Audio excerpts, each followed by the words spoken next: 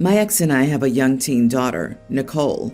Nicole has several medical conditions that require a lot of attention. She'll need some in-home assistance for the rest of her life. While we have an aide to help a couple of days a week, it's still challenging. The outcome of Nicole's condition became apparent when she was a toddler. At that point, my ex and I agreed we wouldn't have more kids because it wouldn't be fair to anyone. There'd be no way that we could focus the attention on two kids. Someone would lose out in the situation. We divorced when Nicole was 5. We originally had 50-50 custody. 3 years later, my ex remarried. His new wife, Callie, is nice. My ex did say that she didn't understand the severity of Nicole's condition. I figured there was a learning curve. Eventually, Callie basically said she wanted to be hands-off, which I respected, though I wondered how that'd work, considering Nicole lives with them half the time. Last year, my ex and Callie had a baby. I was a little surprised, given that my ex was always firm on not having more kids, but I figured it wasn't my business. He began complaining that juggling Nicole and the baby was a lot of work. I sympathized, but didn't know what else to say. Recently, the venting got worse. He said Callie yelled at him for taking Nicole to her physical therapy appointment instead of helping her with the baby. He brought up potentially having Nicole stay with me more. I wasn't entirely shocked, but it pissed me off. I said Nicole was his daughter. He can't just abandon that responsibility. He asked what he was supposed to do about the baby. I said maybe you should have thought of that before you procreated. I mean, we discussed this 10 years ago as to why it'd be hard to juggle two kids. Why did you think having another would be a good idea? He got quiet and said that Callie wanted a baby. I said that wasn't enough of a reason, and maybe he should have thought harder before bringing more life into this world. The conversation ended with me saying I'd call my lawyer and we could arrange for him to have less custody, as I'd rather my daughter be adequately cared for than to be viewed as a burden. Callie called me that night, very upset that I'd made my ex cry and that I said her baby shouldn't exist. I told her that's not what I said completely, more that they didn't think it through. She called me a jerk. Am I the idiot? Not the idiot. I assume Callie had a dream of Nicole magically disappearing to your place so she and her ex can have their happy new trio. You are correct to hold him accountable, especially if Nicole has the mental capacity to know she's being shut out. Yeah, it feels like a long con to use the baby as an excuse to push Nicole out. It seems like it's working too, which is sad. I hope OP has a good lawyer who can make sure her ex pays as much as he can afford for respite care. What? Nothing left to cover a sitter for date night with Callie? Too bad, so sad. OP, your ex found out. Make sure any support is adjusted as well. If he puts in less effort, he must pay to compensate and push for the maximum possible. Sadly, this is not how it works.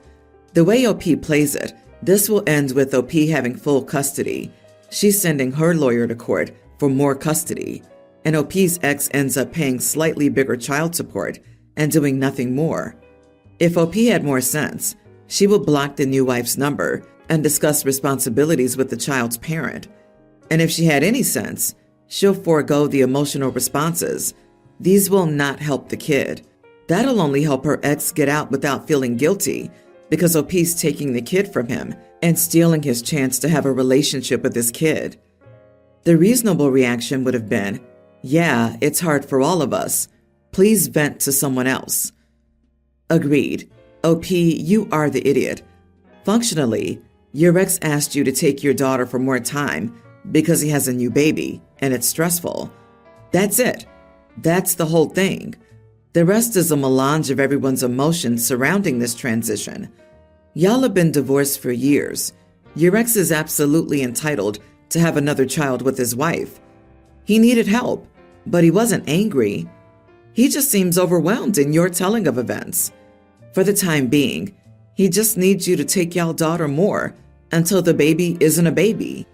Please don't alienate your daughter, because that's what Callie wants. My husband and I met in college. Before that, he dated Millie from ages 14 to 17. When I first met his family, they all seemed to be in awe of me, and it was quite awkward. So he explained that his family and most people in his life before college believed that he and Millie would be together forever. I was uncomfortable, but he assured me he loves me and only me. We had a few fights over things, his friend said, but ultimately it was clear that we were being dumb. I didn't have any problems related to Millie for several years. Everyone seemed to have moved on. My husband and I now have 3 kids. My middle son, a young grammar schooler, is in the same grade as Millie's son. They're in different classes, and I only learned about this after my mother-in-law passively mentioned it. The moms in my son's class created a group chat.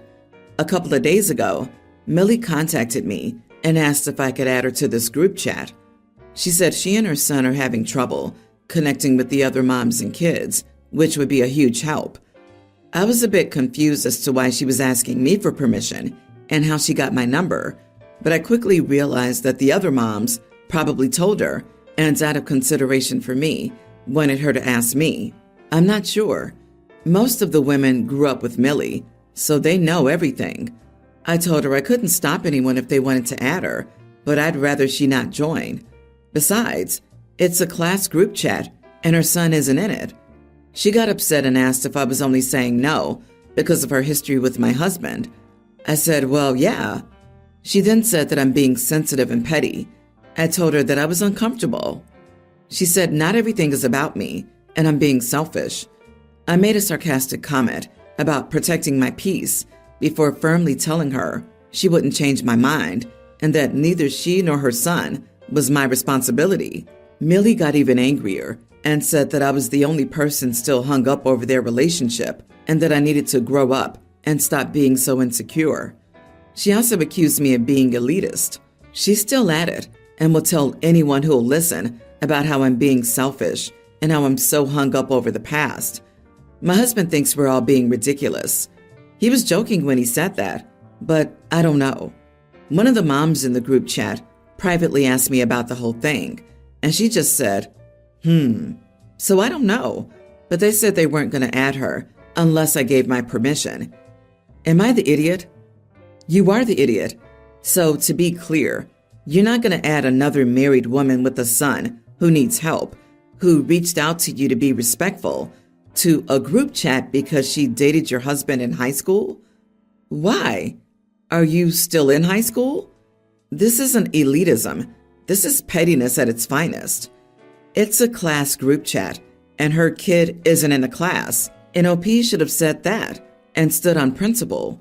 I would never give another woman the satisfaction she gave Millie, and I'd eat a shoe before my grown butt admitted I was insecure about someone else's 3-year high school relationship.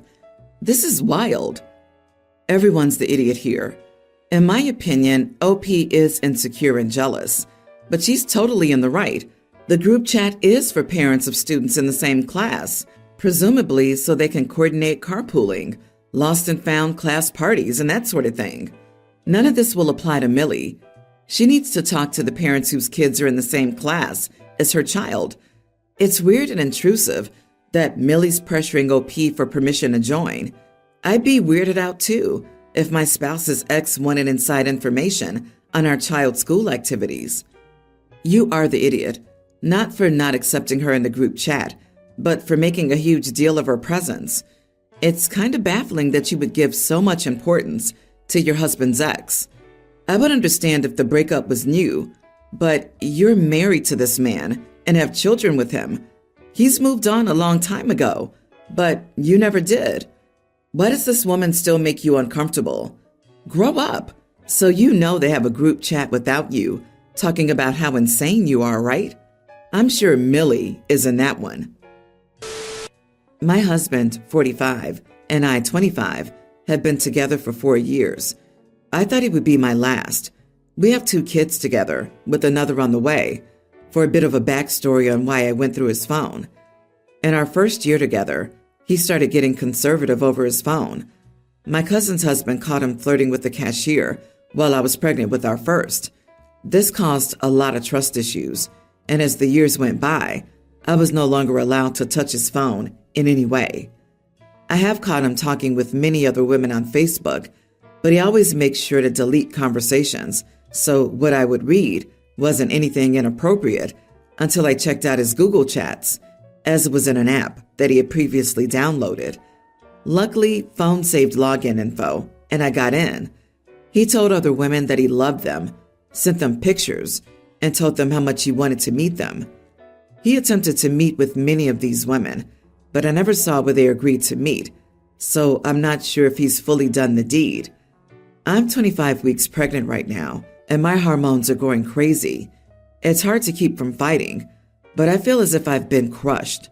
He's upset that I keep bringing these issues up, but how do you just get over it when it's only been 3 days since I found everything, and I'm still finding more? It's all in the uninstalled apps. I want to leave him, but my oldest kid from a previous relationship, who's a young grammar schooler, calls him Dad, and the kids would have a hard time adjusting. I feel like our family's been destroyed, and I really don't know what to do.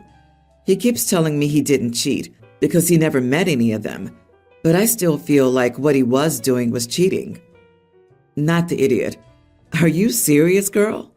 He's emotionally cheating, sending pics, and making plans to meet up with other women while you're pregnant with his child? And he has the nerve to say he didn't cheat because he didn't meet them? That's a load of crap. He's betraying your trust and disrespecting your relationship.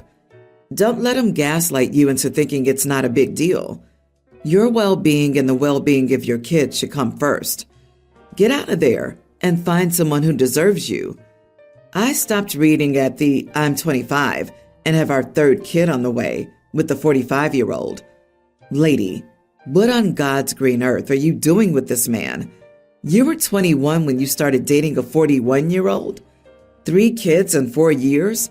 And you already have a young grammar schooler? This dude has been treating you like crap pretty much your entire relationship. He's keeping you knocked up and dependent so he can have his cake and eat it too. You've pretty much been pregnant or postpartum your entire relationship. I cut her some slack, as he most likely used his wealth, knowledge, and power to manipulate her. But still, darling, take a breath and read this story to yourself as if reading it for the first time. This is insane. Yes, he's cheating. What are you doing with him? No matter what you do, his behavior will not change. Ultimately, the kids will be fine. Make some sensible plans and get rid of him. Yes, the kids will have some difficulty adjusting, but do you want to raise them with him as their role model and you as their model of accepting it? I know it's hard, but please leave him. This has been a built-up issue. My son got married this weekend, and this issue isn't dying, so I'm going here. My daughter has very bad anxiety. She's 19, and I'll call her Shelly. Shelly used to go to therapy when she was a minor, but stopped when she turned 18. Ever since then, her anxiety's been out of control, and due to this, she won't drive anymore. She has a license but refuses to drive. We live in the USA, and driving is basically needed, or it's a big inconvenience for the people around her. Also, she's an adult, so it's not like we can force her to drive. This is the issue. My son was getting married, and she was uncomfortable with so many people around at his wedding. She asked me to take her home. I told her no, and that if she was having difficulties, she should wait in the car. She told me it was freezing outside, and she needed to leave. I told her no again, to turn on the heat in the car, and to wait if she needed to be away from people. She didn't like this answer, and told me that she would have an attack if she stayed, and she needed to go home. I told her to take an Uber, that I was not leaving. She didn't like this, and this was turning into a full argument. Shelly told me I needed to take her home again, and I had enough. I told Shelly she was being selfish, that she had a ton of options, and that I wouldn't deprive her brother, my son, of his parents being at his wedding. If I took her home, I would miss his wedding, since it was an hour's drive here. She called me a jerk and left to stay in the car for a bit. She was back about an hour later for the rest of the wedding. She's been angry since, and her younger brother is copying her. Am I the idiot? Thank God you said no. Notice how she magically was able to cope when push came to shove. That tells you a lot. She's used to getting her way, and it's high time she starts living in the real world and taking responsibility for her own life. She needs to stop using anxiety, a perfectly normal emotion, as an excuse not to push herself to learn tools to cope and take responsibility for her own life and future, including seeking therapy if needed. Her emotional manipulation and threats need to lose the power they've had in the past. Not the idiot. It's called good parenting. She's 19, not 9. Notice how she didn't say, "I might have a panic attack," but rather, "drive me home," or "I will have a panic attack." She's weaponized her anxiety disorder. I wouldn't be surprised if the older bro had a ton of stories about her, using her anxiety as a way to hijack lots of important moments in his life while growing up. OP, your poor son would have never forgotten it if you left. Exactly. Shelley's been accommodated for way too long. She does nothing to manage or mitigate her own issues and expects everyone else to drop everything to do what she feels she needs. Thinking that it's okay to pull you away from your son's wedding? That's absolutely unacceptable. You need to start dealing with her differently, showing respect for yourself and others. It's her choice whether or not she goes to therapy.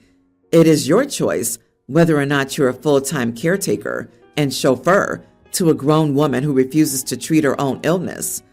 She needs professional help and personal boundaries. I, 30 male, have been with my girlfriend, Kelly, 29, for 4 years and have known her for 10.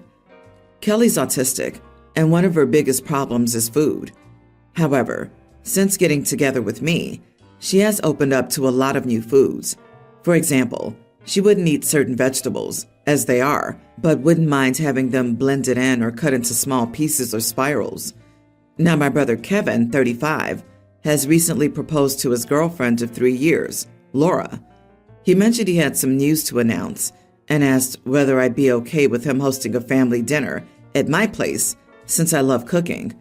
I said it wouldn't be a problem, and we've decided on a Japanese theme. Now to the issue. For the main dish, I made ramen, including the noodles and broth from scratch.